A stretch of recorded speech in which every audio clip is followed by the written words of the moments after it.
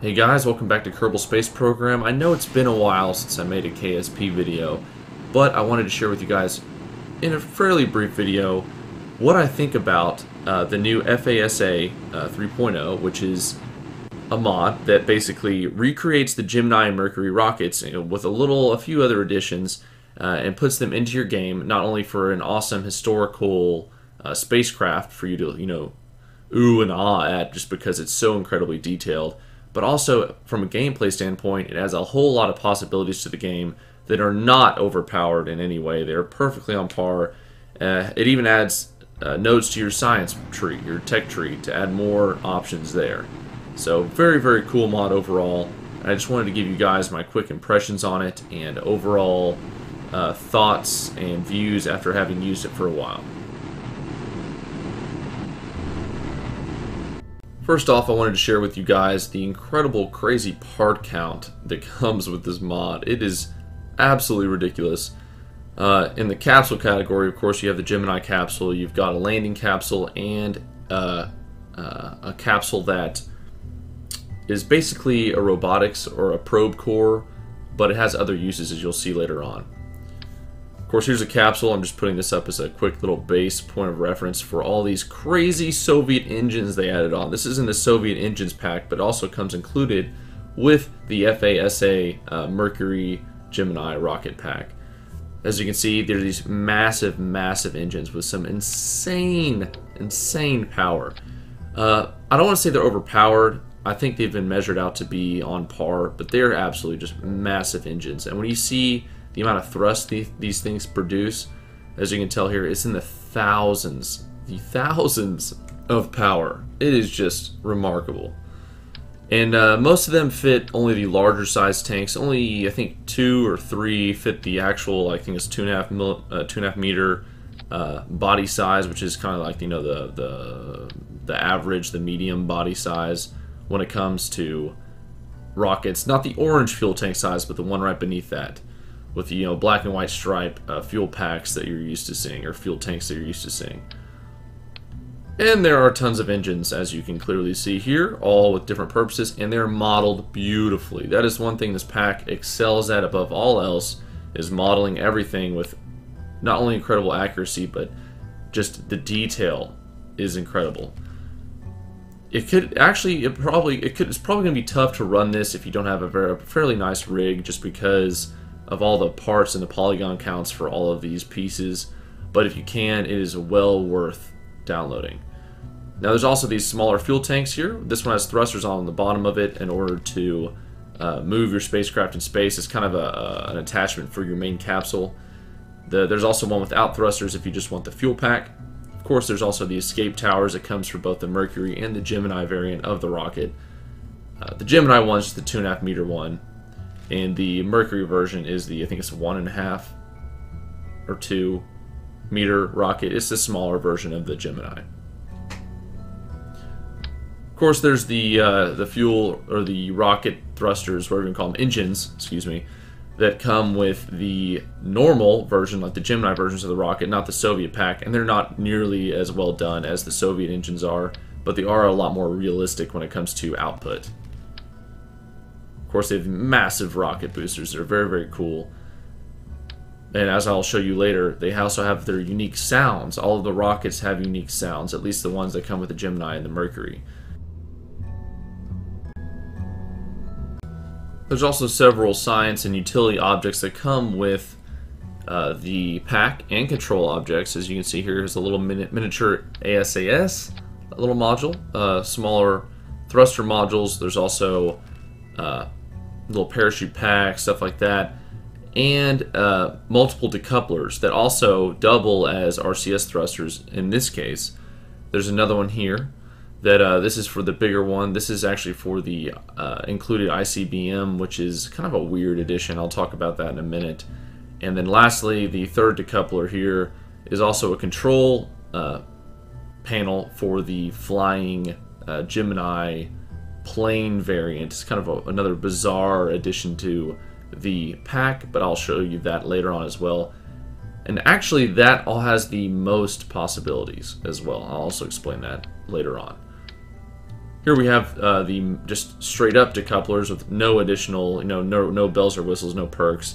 And they come in massive sizes from 3.75 meters all the way down to just your 1.5 meter decoupler. All with the same aesthetic and detail as the other parts included in the pack.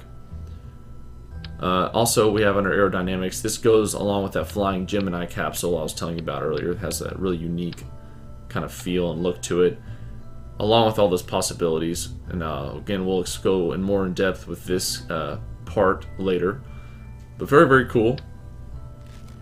In addition, they also have the little, I don't know why these are separate parts, but the actual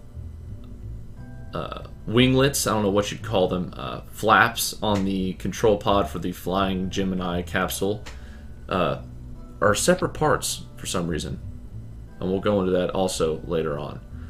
Of course, there's the parachutes, the landing legs for the low lander, and other core modules like the nose cones, aerodynamic nose cones, Mercury nose cones, Mercury parachute, all just individualized parts. And then for science, there's a couple cool unique things, including an antenna, which I will show you later on as well, along with lots of these other parts.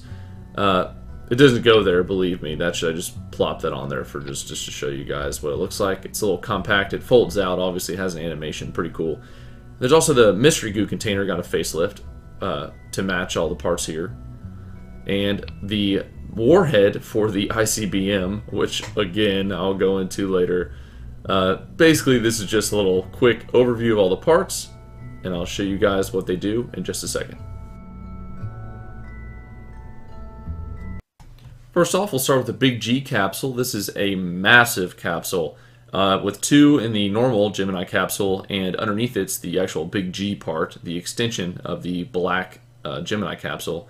It holds, I think, a total of 6 people, all combined. And then there is the fuel pack / docking port adapter on the bottom of the big G capsule with the extendable nose cone, as you see there. Just a cool addition. Just an extendable docking port, just to keep it as realistic as possible. And it also doubles as a science lab. The Rcs Thrusters you see on the side of the little science lab adapter, docking port, any purpose really little white section of the capsule are default Rcs Thrusters that you can get in any part of the game. And the top here is the antenna I showed you just a second ago. As you can see, it expands into a really, really cool and unique little antenna you can put on any spacecraft that you make, specifically designed, of course, for the nose cone of the Gemini capsule.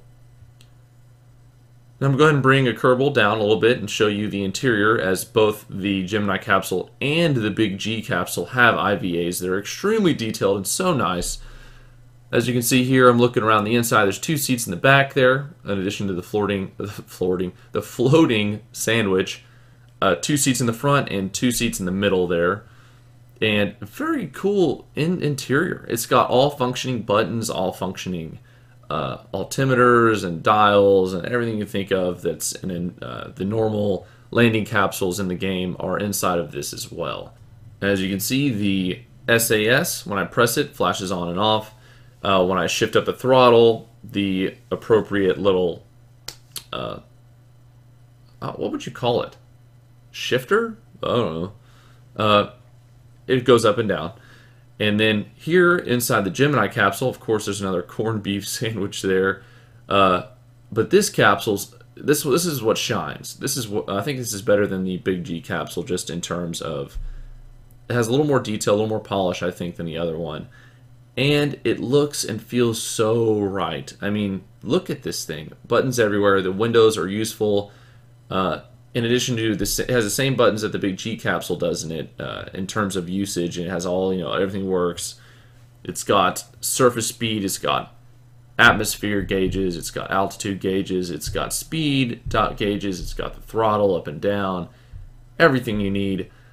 But in the window pane as well, there's a little crosshair, so you can really line up those landings and dockings. And it gives you a very, very clear view from inside the capsule as well.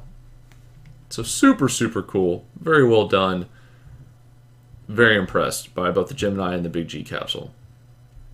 But this, together, you can load this. This comes pre-saved, is the big G Capsule. Here is the Gemini. This comes in both, you can load it as a capsule and you can also load it as the Gemini Rocket. As you see in front of you, this is the Gemini Rocket, just a single tall rocket with multiple stages, of course. That's the Gemini Rocket, and in addition to that, there's also the Gemini Titan 3, which is a longer distance variant of the Gemini Rocket. It has two giant boosters attached to the sides, and that gives it the range. And then lastly, there's also the Icbm, which is a weird addition to the game. I'm still not sure they added this, just didn't really fit in, but it is a ton of fun and adds a lot to the game. Here we have on the launch pad the Icbm, which of course is the intercontinental ballistic missile, and you can decouple the tops off and you'll see the core, which this is the drone little core I was telling you about very early on in the beginning of the video, and you attach all of the warheads to the top of this little core, and you can fire them off one by one, 2 by 2, and that's the default how the creator set it up, or shoots off 2 at a time, except for the first shot, which comes out of the middle. But it's basically a giant rocket, same stages as the Gemini rocket, it's just a little bit bigger, and you shoot it off into space, and then you decouple the nose cone and just fire away. It's a fun little militaristic addition to the game where you can add rockets. I can see personally what I would use this for is to add the drone core to some sort of drone or something like that, or a spaceship that I'm making that I want to make for fun, not for practical purposes, and strap on these rockets to it and make it a fighter craft. I think that would be pretty badass. As you can tell though, they don't have much range at all. They just barely go up anywhere. They're for use in space. So that's definitely something to consider. They do not go very far in atmosphere, so just something to keep in mind. But still a strange addition to the game, but fun nonetheless.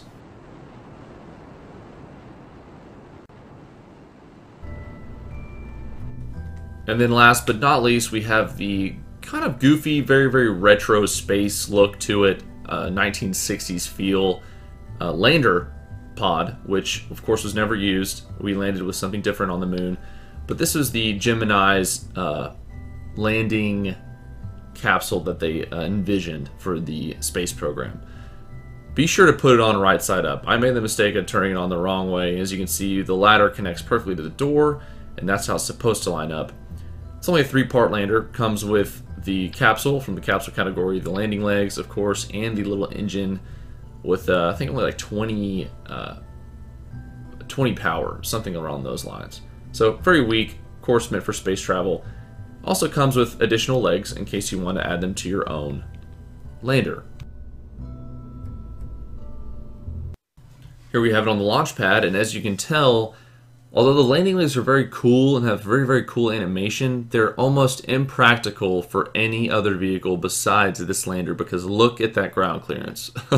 There is no ground clearance when it comes to these landing legs. So basically only useful for use on the default lander that they provide you. Again, unique sounds, unique animation, so still cool design, cool, I mean, everything about it's very unique, very, very fun. But when it comes to a gameplay standpoint, the landing legs are very, very limited, have very, very limited use. The inside does have an IVA, but is just borrowed from the lander can, the window is, because of the very, very, very limited instrumentation that I do not like about the lander can. It made its way into this pod. But again, what do you expect? You're not going to use this for very many things, unlike the Gemini and big G Capsule, so I didn't expect them to put too much, time and unique effort into it. But still, great addition to the game, can be useful. I'll probably use it as an escape pod or something like that. And one last thing. I know there are 1,000 parts to this pack. Of course, you can pick or choose the ones you want, but I just downloaded the whole thing. Love them all. But this one I think has the most potential out of the whole group. This thing adds a nose cone to the Gemini capsule that has a wing attached to the underside of it. Basically turns the capsule into a plane. It would have been much cooler if it was inflatable, like it would attach to the capsule, so to make it aerodynamic from a straight up and down rocket. And that way, once you got to Duna, say, or a planet like Lathe with atmosphere, or a moon like Lathe with atmosphere, you could inflate the wing and then land your capsule on the planet. That would be badass. As you can tell, right now I'm moving around my keys. Whoops, not together. We're moving around our keys, and it makes the flaps on the SAS little decoupler on the backside of this, the gray part, go up and down. So all animated, all very cool, lots of potential. Let me show you it in action real quick.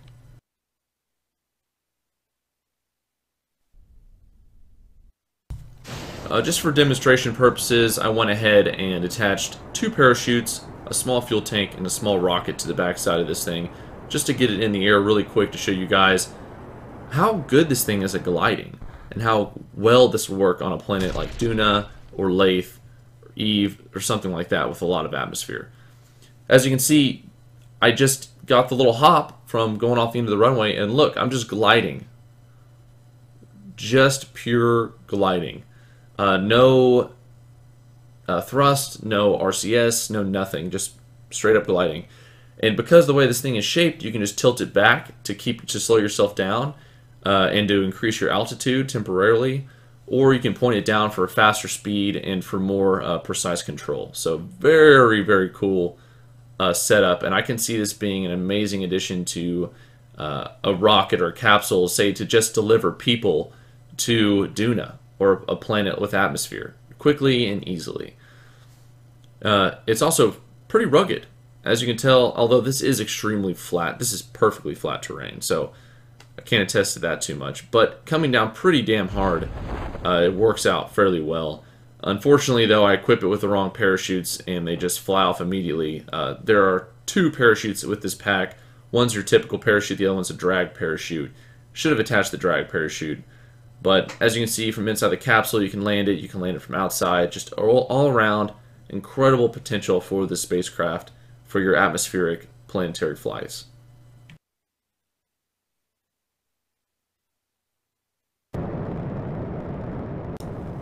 Overall, I have to say this is an incredible mod, not only from a historical standpoint, but from what it adds to the gameplay, what it adds to the replayability for the game, especially for me, someone who's been playing this for quite some time. It adds a whole lot more potential, a whole lot more possibilities to the game, and makes me want to play again. So that's awesome. That's a huge plus.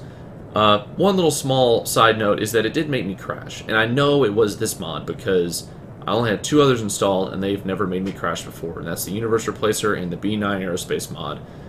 I think it has something to do with the high polygon count, high res, or possibly all the working parts involved, but I have had 4 to 5 crashes to the desktop or just freezes with this mod installed. So that's something definitely to consider, especially if you're on a lower end system. But that's just a small side note. You can still get away with it if you turn down the options, I'm sure. I haven't really finagled with those at all, but that is my overall impressions for this. And I just wanted to show you guys all the features, all the options. And I'm sure by now, if you've watched this whole thing and you've seen all the parts, your mind is probably already coming up with things you could do and use all these parts for in future missions. So, super, super fun pack. Highly recommend it. It's by Frizzank, F-R-I-Z-Z-A-N-K, Frizzank. I'm not sure how to pronounce that. Aeronautical Space Administration, or FASA. It's on both the spaceport and on the forums if you want to check that out. I'm going to have the download link below. Just a straight up download link from MediaFire that he provided, so you can go ahead and download that from him. And I'm also going to link the spaceport and the forum page as well. So 3 links for you guys to check out. I can't recommend this pack enough. Absolutely incredible. Oh yeah, and as a side note, look at those high-res parachutes. You can't go wrong with those. Come on now. So much better than the default parachutes. But anyways, yeah, that's about it, guys. Let me know if you want to see more mod spotlights like this one. Let me know if it's something that interests you at all. I'm kind of done with KSP in the sense that I've explored what all there is to explore, and now I'm just looking at mods and other things like that. So if you want to see more KSP, let me know. If you want to see more mod spotlights specifically, let me know as well by liking or commenting on this video. And if you don't like it, also let me know. Tell me if there's some ways I can improve these mod videos to make them more informative or more entertaining or less rambly, like I'm doing right now. Just let me know. Thank you guys for watching. I'll see you guys next time.